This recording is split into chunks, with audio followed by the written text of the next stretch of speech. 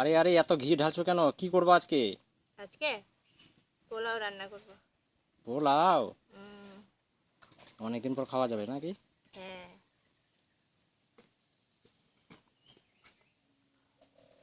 এবার হলুদ দিচ্ছি।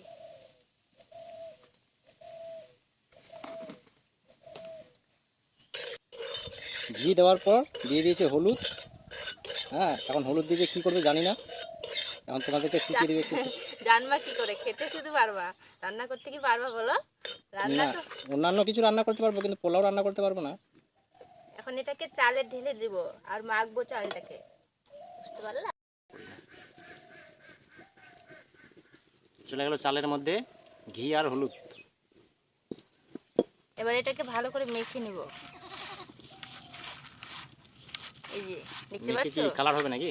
হ্যাঁ, পোলাওর কালারটা আসবে কিভাবে? হলদে কালারটা। সাদা পোলাও তো আবার পছন্দ করবে না, হলদে কালার না হলে তো বলে পোলাও হয় না।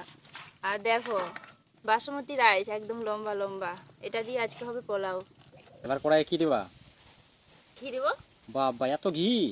তবে পেট থামবে তো? অবশ্যই থামবে, অল্প দিলাম তার জন্য। তেল দিব কি না অল্প ঘিয়ে করবো বলো? তোমার ইচ্ছা, যেমন ভালো হয়। একটু তেল না দিলে ভালো লাগবে না, একটু তেল দেই। আমি কি করেছি কোনোদিন যে আমি বলতে পারবো? ঘি দিলে তোমার বেশি ভালো হতো মনে হয়। তোমার রান্না এখন বন্ধুদের কেমন লাগবে, কেমন লাগে? এবার এই যে তেজপাতা দেবো। তেজপাতা দিলো, তেজপাতার পর এই যে মানে গরম মশলা, আর এই দারচিনি, এলাচ, ছোট এলাচ, লং, তারপর গোলাপের পাপড়ি যা আছে সব দিয়ে দিব। একদম উনুনে রান্না হচ্ছে তো, তাই তো? হ্যাঁ, কাজু আর কিশমিশ দেখো কতটা দিচ্ছি।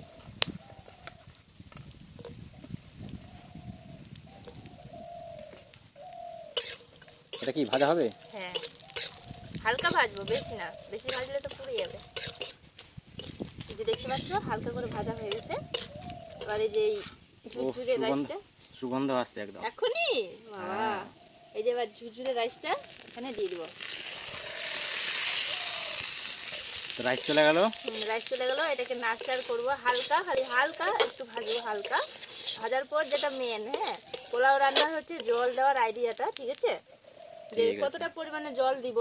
তো আমার চাল যতটা ছিল তার থেকে হালকা বেশি জল কিন্তু লাগবে, হালকা। বেশি জল দিলে কিন্তু একদম পোলাও হবে না, সিদ্ধ ভাত হয়ে যাবে। এই যে দেখো জলটা, চালটা আমার এর থেকে একটু অল্প ছিল আর জলটা তার থেকে একটু বেশি। চলে গেল জল। পরিমাণ মতো জলটা দিতে শিখে নাও। জল কিন্তু বেশি দিলে হবে না, জল বেশি দিলে একদম পোলাও হবে না, পোলাও হবে না, খিচুড়ি হয়ে যাবে। খিচুড়ি হয়ে যাবে। আর এরপর আমাদের আর কয়েকটা জিনিস বাকি আছে, সেটা হচ্ছে একটু পোলাও একটু মিষ্টি মিষ্টি না হলে ভালো লাগে না, তার একটু জন্য চিনি। চিনি। হুম। আর এখন যে গোলাপ জল দিব হালকা। চলে গেল গোলাপ জল। এবার হচ্ছে কেওড়া জল। চলে গেল কেওড়া জল। এবার দিয়ে দিব ঢাকনা। ঢাকনা। আর হয়ে যাবে, ঢাকনা উঠালেই হয়ে যাবে পোলাও। এবার ঢাকনাটা তুলছি, দেখো ওয়াও! সেন্ট বেরিয়েছে। হ্যাঁ, দারুণ। এই যে দেখো, এই যে আমার জল আর একদম পোলাও ঠিকঠাক হয়েছে। হ্যাঁ, এই যে এটা একটু ঠান্ডা হলে ঝুরঝুরি হয়ে যাবে। তো ঠান্ডা করেই দেখাবো নাকি? হুম। এরকম পদ্ধতিতে সবাই পোলাও করবে। হ্যাঁ, খেতে একদম সেই সুগন্ধ এবং ভালো সুস্বাদু। সুস্বাদু। আর সেন্টটাও সেই বেরোচ্ছে। হয়েছে হয়েছে, এত তেল দেয় নাকি? সংসার আমার থাকবে না? না দিলে কি টেস্ট করবে বলো? একটু মানানসই দাও, একটু কম করে দাও। যাতে তেজপাতা দিলাম। একটু চেপে চুপে দাও। চেপে চুপে? হ্যাঁ। তাহলে তোমাকে চেপে চুপে খেতে হবে, ঠিক আছে? এখন কি করবা? এখন আলুর দম করবো। এই যে গোটা জিরে দিলাম চলে গেল গোটা জিরে, আর তেজপাতা, তেজপাতা। একটুখানি নাড়চাড় করে কি যাবে? পেঁয়াজ। এই যে চলে গেল পেঁয়াজ। পেঁয়াজ গেল। আলু কি জন্য করবা? আলুর দম করবো। আলুর দম। আমি বুঝতে পেরেছি, আলুর কেন, ঝোল। পোলাও দিয়ে কি খাবা? মটন কষা? না না, আলুর দম ঠিক আছে। আলুর দম দিয়ে পোলাওটা ভালো লাগে বেশ। একদিন যেতে হবে কুম্ভপাড়াতে। কুম্ভপাড়া? বাবা গো, অত দূরে। এবার একটু লবণ দিয়ে দিব, পেঁয়াজটা সিদ্ধ হবে তাহলে তাড়াতাড়ি।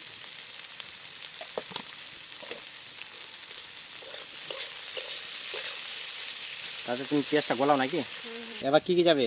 এবার পেঁয়াজ তো লাল লাল হয়ে গেছে। হ্যাঁ এই যে দেখো লাল লাল হয়ে গেছে। এবার দিব হচ্ছে আদা আর রসুন বাটা। আদা আর রসুন বাটা চলে গেল। এবার এটাকে আগে নেড়ে দিই। ঠিক কি আছে? কি দিচ্ছ একটু বলে বলে দিবা তারপর তো। হ্যাঁ হ্যাঁ বলছি বলছি। এবার দিলাম হচ্ছে লঙ্কা গুঁড়ো।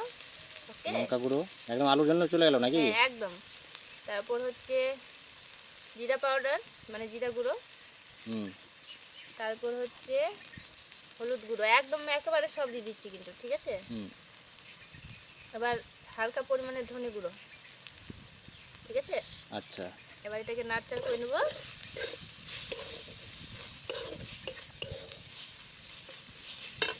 এবার হালকা এটাতে মশলাটাতে জল দিয়ে দিব, হ্যাঁ, কষানোর জন্য, নাহলে কিন্তু মশলাটা পুড়ে যাবে, মশলাটা কষা যাবে না।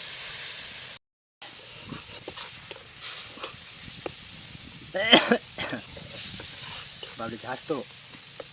অবশ্যই ঝাঁস করবে, তরকারি টেস্ট হলে ঝাঁস হবে না। এই যে দেখো তেল ছেড়ে দিয়েছে মশলাটাতে, ঠিক আছে? এবার এখানে আলু দিয়ে দিব। আলুগুলো কিন্তু সিদ্ধ করা। সিদ্ধ আলু। এবার আলুটাকে হালকা করে কষাবো মশলাটা দিয়ে।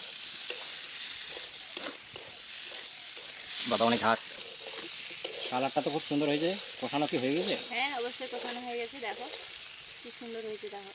জল দিবা না এমনি খেয়ে নেবো? কেন খাওয়ার ইচ্ছে করছে? না সেই সুন্দর লাগছে দেখতে।